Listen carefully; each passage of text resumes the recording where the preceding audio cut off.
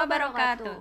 Balik lagi di Ngobras UID, ngobrol santai bersama akademisi dan alumni Universitas Islam Jakarta. Perkenalkan, nama saya Salsa Fadila dan ini rekan saya Ica. Di episode kali ini kita sudah kedatangan tamu yang sangat spesial bersama Bapak Prof. Dr. Dede Rosyada, MA. Ya. Bagaimana Prof? Apa kabarnya? Baik. Baik, alhamdulillah. Selamat datang kepada narasumber kami, Ya. Profesor Dr. Dede Rosyada, MA. Terima kasih dipanggil di sini. Ya. Iya, terima kasih Dok sudah hadir di tengah-tengah kita Oke. untuk menjadi narasumber di Obras UID hari ini. Oke. Ya. Tema hari ini itu sangat menarik ya Prof ya, untuk pertemuan episode hari ini, yaitu bertemakan tentang perkembangan Islam di era digital saat ini Dok.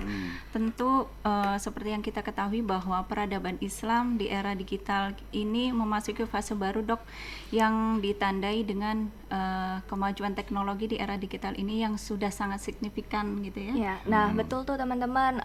Dengan melihat perkembangan yang ada, gimana sih Prof pendapat Prof dengan cara melihat perkembangan peradaban Islam ini gitu sih Prof, Dengan kondisi dengan generasi kondisi yang milenial ada. ya, tentunya. Baik, terima kasih. Pertama mengenai peradaban Islam ya. Jadi munculnya istilah atau berkembangnya istilah peradaban Islam dalam sejarah itu karena memang Islam pernah mencatat kemajuan peradaban yang sangat luar biasa, di mana produk-produk budaya masyarakatnya itu melampaui masyarakat dunia pada zamannya. Kita ketahui bahwa yang namanya peradaban itu biasa didefinisikan sebagai puncak-puncak kebudayaan. Ya. Seperti Borobudur di Indonesia itu kan puncak kebudayaan dari masyarakat Jawa, melahirkan sebuah karya yang sangat monumental sampai sekarang. Nah, pada abad ke-8, 9, 10 di zaman Islam, waktu itu Eropa, Amerika, semua dunia itu belum ada yang berkembang zaman itu, tapi Islam sudah mengembangkan sebuah karya-karya inovasi yang sangat luar biasa dalam berbagai produk sains. Dan sains pada zaman itu memang berkembang, ada sekitar 6 disiplin ilmu yang sangat luar biasa. Ada kedokteran, ada kimia, ada farmasi, ada astronomi, ada fisika, ada optik, ya segitulah. Dan sampai sekarang teori-teori itu masih digunakan, masih dibahas dan menjadi referensi di dunia barat dan atau juga di berbagai belahan dunia lainnya. Khususnya teori-teori optik dan juga teori-teori, bahkan mungkin teori-teori astronominya. Waktu itu memang ya tidak dia melampaui dunia lah, sehingga dikatakan bahwa itulah adalah puncak peradaban umat Islam. Tapi kita tahu bahwa di pertengahan setelah itu abad ke-14, 15, 16 itu Islam agak down ya, turun, dan Eropa maju. Eropa maju, dan Eropa maju itu kan karena umat Islam ketika dia jaya mendirikan universitas. Dan universitas salah satu universitasnya itu adalah di Napoli. Napoli itu di Sisilia. Sisilia itu kan sekarang bagian dari Italia. Dan waktu itu masih bagian dari negara Islam, itu dan negara Aghlabi dari Tunisia. Dan orang-orang Eropa kuliah di situ. Kemudian yang kedua adalah di Cordova di Spanyol, orang-orang Eropa khususnya dari Inggris dan Prancis juga turun ke situ, mereka belajar, pulang ke negaranya, sains itu mereka kembangkan. Nah, ketika di sana berkembang di dunia Islam tenggelam. Nah, itu. Nah, lalu kemudian sekarang dunia Islam itu juga sedang menggapai kembali kemajuan peradabannya. Tapi di tengah-tengah itu kita kan sekarang memasuki perkembangan era digital, digitalize era, dan sangat monumental ini. Kenapa? Karena ada era industri 4.0, era society 5.0 gitu kan. Society 5.0 itu dari Jepang ya, karena mengembangkan AI itu, artificial intelligence. Lalu kemudian era 4.0 itu dari Eropa, khususnya dari Jerman, karena industri yang memang dikerjakan oleh banyak komputer. Jadi menghilangkan tenaga manusia, mengurangi tenaga manusia dan memperbanyak tenaga komputer, sehingga produk-produk manufakturnya itu bisa dijual lebih murah, sehingga kemudian dunia terpengaruh oleh itu semuanya gitu, termasuk di Indonesia gitu. Indonesia juga kalau ingin tetap bisa bersaing di pasar global ya harus ikut 4.0. Perkembangan era digital. Perkembangan yang ada. Iya, artinya semua produk manufaktur harus dikerjakan oleh lebih banyak komputer gitu kan. Kalau tidak nanti harganya tetap mahal. Kenapa? Harus membayar gaji manusia. Nah, sekarang dengan komputer itu maka gaji orang tidak dibayarkan karena komputernya bekerja, maka produk barang yang keluarnya lebih murah harganya. Sehingga kemudian kita bisa bersaing. Nah, sekarang umat Islam, bagaimana? Apakah kita akan mereject ini? Apakah umat Islam itu harus resist terhadap ini, gitu kan? Kalau kita akan rejecting kepada 4.0, pada digitalisasi atau digitalisasi era ini, ya kita tertinggal oleh dunia. Maka kemudian mau tidak mau kita harus berada dalamnya, mengikuti berada dalamnya, dan bahkan mungkin harus menjadi pelopor di dalam itu gitu. Nah, itu. Sehingga kemudian industri-industri yang kita kembangkan ya, umat Islam kembangkan juga harus basisnya basis digitalized industry. Gitu. Artinya bahwa kita melibatkan banyak tenaga komputer, kan ada 3 dalam 4.0 itu. Web physical system, kemudian Internet of Things, sama Internet of Services. Semuanya pakai service dan pakai internet. Kemudian juga komunikasi internet. Semuanya basisnya internet. Sehingga kemudian tenaga orang semakin terkurangi. Iya, betul. Yang akan terasa betul terdampak dalam di 4.0 itu adalah di dunia pendidikan sebenarnya. Kenapa? Karena dunia industri itu akan mengurangi sumber daya manusianya, karena akan banyak dikerjakan oleh komputer. Dan juga akan mengulangi rekrutmen yang baru. Jadi sarjana-sarjana baru itu agak sulit mendapatkan pekerjaan di industri-industri yang sudah ada itu. Karena sudah digantikan ya sama tadi gitu. Sehingga kemudian alumni perguruan tinggi itu akan sulit untuk mencari pekerjaan. Betul. Maka kalau sekarang dituding hasil BPS itu 12% alumni perguruan tinggi itu menganggur, ya salah satunya faktornya itu gitu. Faktornya karena sudah mulai lebih banyak orang industri-industri menggunakan tenaga komputer, sehingga kemudian rekrutmen yang baru itu agak dikurangi. Kalau tenaga di bawah masih mudah terekrut karena jadi tenaga bukan manual, pada main force ya, tapi pada physical force-nya gitu kan. Tapi kalau pada tingkat-tingkat kita saja kan main force-nya yang akan dipakai, maka kemudian itu sekarang lebih direpresentasi oleh komputer. Nah, maka kemudian pendidikan itu harus sekarang ini menyiapkan anak-anak mahasiswa ke depan yang kreatif gitu.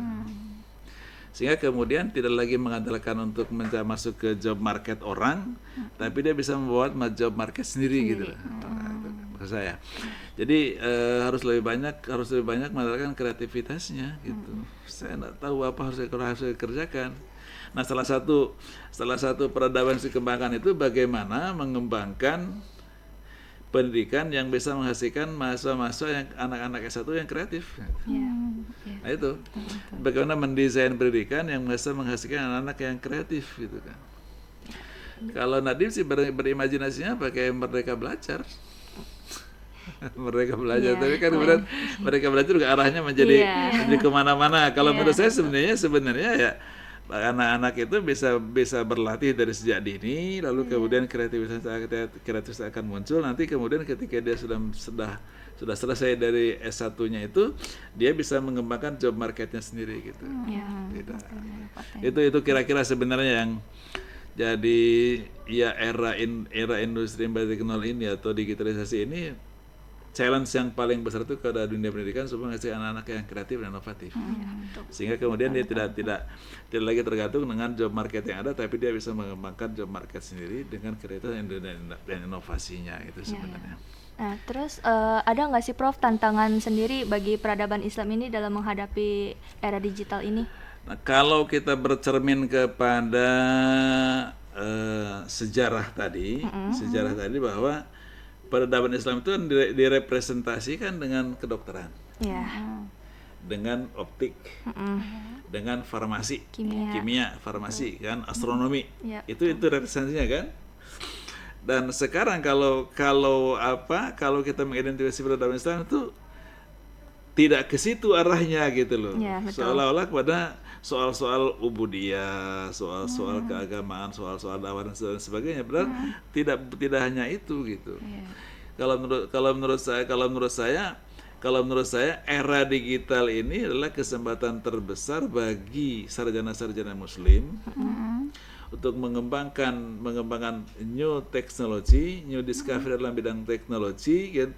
Dan itu betul-betul temuan dia dan merepresentasi sebagai temuan dari masyarakat muslim dan merepresentasi sebagai Islamic civilization. Nah, kira-kira begitu. Nggak usah dalam bidang dakwah, nggak usah dalam bidang kajian keagamaan murni, tapi dalam bidang teknologi saja. Ya, berarti otomotif, dirgantara, silakan dikembang kayak dulu zaman Habibie kan mengembangkan teknologi dirgantaraan itu kan new technology dan new discovery dan penemunya adalah seorang muslim, maka that is representing Islamic civilization. Berarti nggak perlu yang kayak dari dakwah gitu-gitu ya Prof ya mungkin ya. Bukan hanya itu gitu loh. Bukan hanya itu. Kalau kita bercermin kepada peradaban klasik, itu di bidang tadi kedokteran, kimia, farmasi, astronomi. Itu. Kalau dalam bidang dakwahnya malah tidak begitu populer. Dalam sejarah gitu kan. Dengan demikian kalau sekarang kita akan alirkan kepada peradaban Islam itu adalah bidang dakwah, bagaimana berkomunikasi dakwah menggunakan YouTube, itulah new history, itu sejarah baru. Sejarah lamanya tidak seperti itu gitu. Jadi kalau mau continuity pada sejarah peradaban pada masa klasik ya, sekarang kembangkan ke Islamic medicine, silakan. Artinya Islamic medicine itu tetap medisi seperti pada umumnya. Tapi penemunya muslim, muslim. Dan itulah Islamic medicine lah kira-kira gitu. Terus bagaimana nih Prof menyikapi bagaimana nih Islam menyikapi tantangan tersebut? Nah, bagi sekarang tinggal kita tidak ada lain adalah universitasnya. Kalau pada abad ke-8, abad 9, abad 10 kan tidak ada universitas.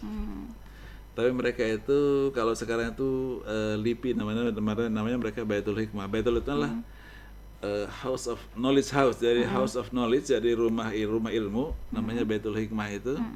Mereka itu belajar di situ. Belajar di situ tanpa kelas, tanpa apa, dia punya ilmu kedokteran jadi dokter gitu. Jadi tanpa wisuda, dokter tapi tanpa wisuda. Tapi dia punya legitimasi, kenapa? Karena mengobati orang bener gitu. Gitu. Demikian juga apotek, Jawa Ibnu Hayyan bukan tamatan farmasi. Tapi dia bisa menemukan banyak penemuan baru, racikan-racikan obat. Dia kan ahli kimia, dia meracik-racik kimia, jadi obatnya ini. Jadi pada zaman itu ada 1.000 orang dokter di Baghdad, satu apotek besar Jabir Ibnu Hayyan. Jadi dokter ngasih resep langsung dia, that is Islamic civilization. Nah, gitu. Itulah peradaban Islam ya zaman itu ya. Tapi lebih akurat ya malah. Jadi hasilnya bagus, hasilnya bagus. Masyarakat kemudian terbantu, lalu kemudian peta sejarah juga terbentuk gitu, bahwa peradaban dimulai dari situ. Jadi kalau sekarang kita belokkan bahwa peradaban Islam itu adalah berdakwah dengan YouTube, berdakwah dengan Facebook, sebenarnya itu ada sedikit sejarah yang belok gitu. Kalau memang konsisten ke sini aja. Gitu kan. Maka kemudian universitas ya misinya adalah bagaimana mengembangkan sains peradaban, penemunya muslim, maka that is Islamic civilization. Berarti universitas itu memiliki peran penting ya Prof ya dalam hal ini. Untuk kalau menurut saya sangat penting. Karena dulu waktu itu juga ditopang oleh Baitul Hikmah. Baitul Hikmah itu knowledge, house of knowledge. Pada zaman Harun al-Rashid dan juga zaman Al-Ma'mun. Itu adalah memang isinya perpustakaan dari buku-buku klasik dari pra Islam ya. Bahkan sebelum 3 abad sebelum Masehi, buku-buku dari Yunani dibawa ke timur. Bikin 3 perpustakaan besar itu di Isfahan, di Jundisafur, di Antioquia, di Mosul, di Alexandria, 3 itu perpustakaan besar itu yang mereka pelajari. Ya, Prof. Tentunya dalam hal ini itu kan ada beberapa saran ya, Prof ya. Apa sih menurut Prof itu apa saran untuk generasi milenial di era digital saat ini? Sekarang gini, generasi milenial itu kan tantangannya banyak. Ya, betul sekali. Tantangan banyak. Pertama harus bisa masuk job market itu pasti ya. Kuliah, kerja. Karena kalau tidak kerja kita akan terlindas oleh orang, akan tertinggal banyak oleh orang. Tapi pada saat yang sama kita juga harus punya integritas untuk mengembangkan sains dan ilmu pengetahuan. Dan pengembangan sains ilmu pengetahuan itu harus dengan penelitian. Ya, betul. Dan penelitian yang serius itu yang pertama dimulai kan di S2. Di S2. Jadi kalau mau jadi saintis ya masuk S2.